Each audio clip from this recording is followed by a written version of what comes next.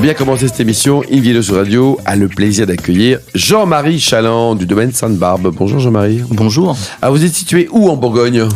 Eh bien, je suis situé à Viré, dans le Mâconnais. Mâconnais. Et alors, pour bien comprendre, c'est le papy qui a commencé à cultiver la vigne en 1926, puis après, le même papy, il a acheté sa première vigne en 54 ? Exactement. Ça va faire un siècle, 1926. Et à la suite de ça, mon père s'est installé en 67. Sur le domaine des Chazelles et moi je me suis donc installé en 2000. Mon premier millésime c'était le millésime 2000, donc en créant mon propre domaine. Ouais, vous avez changé de nom, pourquoi il y avait des problèmes de famille ou quoi ? J'avais envie de faire un peu ce que je voulais, travailler indépendamment. Ouais. En assumant un peu mes choix. Ça a été sinon il y a eu des problèmes de famille, bien sûr que oui. Ça a un peu chauffé avec le papa. Maintenant, toujours, Jean-Marie. Hein. Mais maintenant qu'il est en retraite, ça va bien mieux. Ouais, c'est vrai.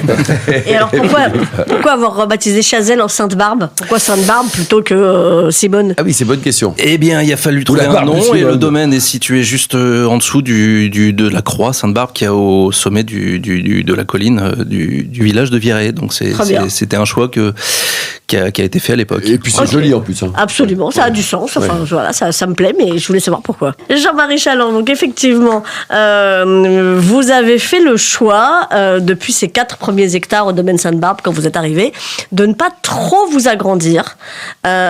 C'est délibéré, vous êtes quand même monté à 10-11 hectares, mais vous ne voulez pas aller au-delà. Tout à fait. Donc, je reste dans l'option d'un domaine, on va dire moyen, traditionnel bourguignon, sud Bourgogne. Ça me permet de pouvoir être un peu partout dans la vigne, à la cave, avec mes salariés, et puis de maîtriser également le commerce sans avoir plutôt un chef de culture, un chef de cave et ainsi de suite. Et puis c'est pour bien être attentionné à tous les différents postes du domaine. Voilà, 10 hectares pour moi c'est bien suffisant, ça fait pas mal de travail. C'est vrai que ça va faire mon 25e millésime, enfin 26e celui qui arrive là. Combien de bouteilles en moyenne On produit entre 30 et 50 000 bouteilles par an, voilà, sur une dizaine de cuvées. 10 cuvées quand même, hein. 10 cuvées, principalement des blancs, des Viré-Clessés. Petite appellation donc du Mâconnais, hein, qui est né en 99. Et les prix, ça va de combien vos bouteilles chez vous en blanc ? Nos vins vont de 15 à 25 euros. D'accord. Bon, ce qui est quand même déjà, parce qu'il y a les Macons qu'on peut trouver moins cher, mais moins bon aussi. Absolument. Et puis, alors c'est vrai qu'on travaille on travaille d'une manière traditionnelle. Je le disais tout à l'heure, on vendange tout à la main. On laboure les vignes, on est en bio depuis 2003, certifié. Donc on a des petits rendements, des vieilles vignes. Les vignes vieillissent assez longtemps sur l'appellation. C'est combien une vieille vigne chez vous Une vieille vigne, c'est entre 50 et 100 ans. Ah oui. On a nous sommes des vieilles vignes, Philippe Aubrac. C'est ça. Nous avons passé le cap. Il n'y a pas longtemps en même temps. On a des terroirs assez profonds, riches en matière organique, avec des marnes argilo-calcaires. Beaucoup de matière organique qui permettent justement un vieillissement de la vigne assez long. Hélène. Et donc vos vignes de 100 ans continuent à produire ? Tout à fait. Elles peuvent, grappes par an. C'est chouette. Elles peuvent produire pas mal. Après, c'est vrai qu'on a des densités qui sont un peu plus faibles sur les vieilles vignes, donc on les garde. On est à 6000 pieds hectares, alors que pour nos jeunes vignes, on est plutôt autour de 8000 pieds hectares. Il y a un débat sur les densités de plantation à l'heure actuelle. Mais on a des très bons résultats sur des densités quand même plus faibles. Donc il y a peut-être une orientation à avoir. Et pour, on va dire, un coût à l'hectare, un coût de matériel, et puis une petite adaptation au temps qui passe. Et ça va mieux chez vous en Bourgogne, hein ? Ça va mieux, c'est-à-dire... le climat, il fait chaud, tout ça, la vie est belle, non ? C'est très humide, Donc, en bio, c'est assez compliqué. Donc, on sélectionne des vignes en coteaux. Il faut que le vignoble voie le soleil levant, que les sols soient drainés, qu'effectivement... Là, vous avez de la flotte, hein. Qu'il n'y ait pas de rosée, parce qu'on a des problèmes de mildiou. Donc, l'hiver, c'est pas grave. Il faut remplir les nappes, mais c'est plutôt l'été où c'est plus compliqué. Donc les vignes en pas de coteaux, on les abandonne petit à petit pour garder que les vignes en coteaux. Alors pour défendre justement ces coteaux et ces appellations de Bourgogne du Sud que parfois on connaît moins, vous avez monté une association. Tout à fait. Cette association avait été créée en 2003-2004, qui s'appelle donc les Artisans Vignerons de Bourgogne du Sud. C'est une petite association. On a commencé à 13 ou 14. Maintenant, on est une trentaine de viticulteurs du Mâconnais, tous en bio depuis peu, avec un cahier des charges particulier, labour des sols, agriculture biologique, vendange manuelle, moins de 2000 hectos par an. Donc c'est plutôt petit, assez traditionnel. Et puis Ça a poussé certains vignerons à passer en bio pour rester dans l'assaut ? Également, c'est super. tout à fait. C'est incitatif. Ouais, c'est ça. Ça nous permet également d'accueillir des jeunes vignerons et puis de profiter un peu de notre réseau. Et puis, Il y a beaucoup de jeunes vignerons. Jean-Marie, il y a des gens qui s'installent dans la région, dans le Mâconnais. C'est une terre d'accueil aussi pour des néo-vignerons ou alors des jeunes vignerons. Tout à fait, il y a même des anciens journalistes qui s'installent dans le Mâconnais.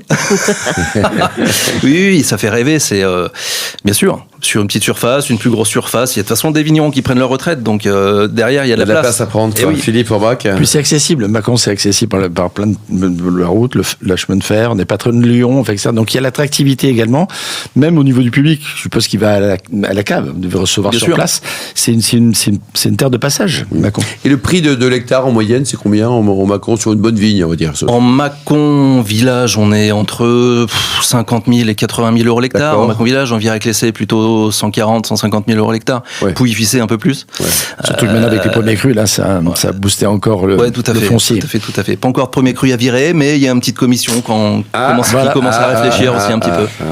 Hélène. Toujours dans le registre du travail en collectivité, vous avez aussi intégré la commission variété du BIVB pour travailler notamment sur les cépages anciens. Alors nous, on a l'impression, vu de l'extérieur, de se dire, voilà, Bourgogne, qu'est-ce qu'il me parle de cépages anciens, il y a du pinot noir puis du chardonnay, puis c'est comme ça. Eh ben non.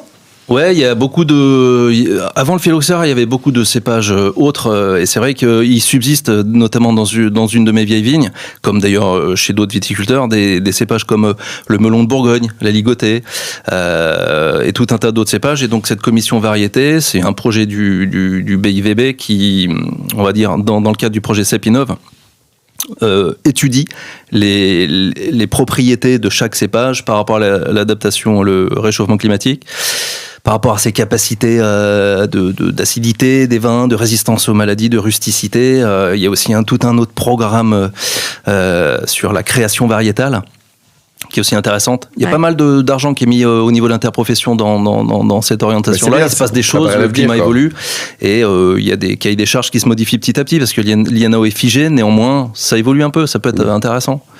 Bah c'est bien de réussir à faire bouger le Qu'est-ce qu'on a comme type de gastronomie associé à vos Mâcons? Dites-nous, Jean-Marie, qu'est-ce que vous imaginez comme type de plat? Eh ben, comme plat, bien sûr, le Mâconnais, la Bourgogne, la Bresse qui est pas loin, donc on a le poulet de Bresse qui est excellent, bien sûr, à la crème.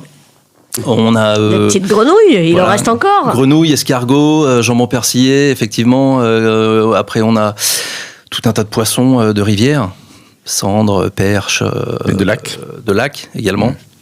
Et puis coq au vin, on peut avoir aussi c'est le riche, lyonnais pas loin, donc on a aussi tout un tas de cuisines. On a des très bonnes tables dans le Mâconnais, donc il faut venir faire un tour dans le Mâconnais. Il y a des bonnes cochonailles aussi là-bas. Il y a de la bonne cochonaille également. Ouais, un petit jambon persillé, peut-être, monsieur Forbach. Avec plaisir. Qu'est-ce que je C'est vous mets bon ça. Mon cher monsieur Marty.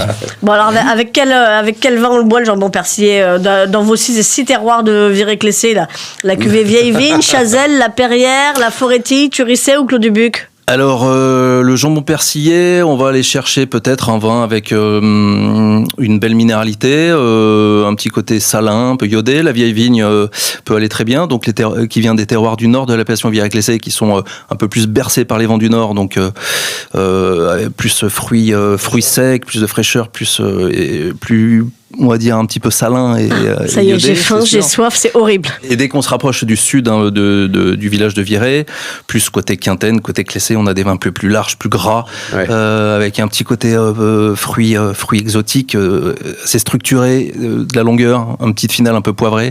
Donc là, c'est plus poulet à la crème. Bon, si on passe dans le coin, on peut venir vous voir ou pas? Avec plaisir. Il faut prendre rendez-vous, mais on a... Ah, sur rendez-vous, quoi. Oui, tout à fait. Il y a un site, peut-être, Hélène, ou des... Absolument, c'est le domaine Sainte-Barbe, mais le site, c'est facile, c'est Jean-Marie. Jean-Marie Chaland, CHALAND.com, tout attaché. tout simplement. Jean-mariechaland.com.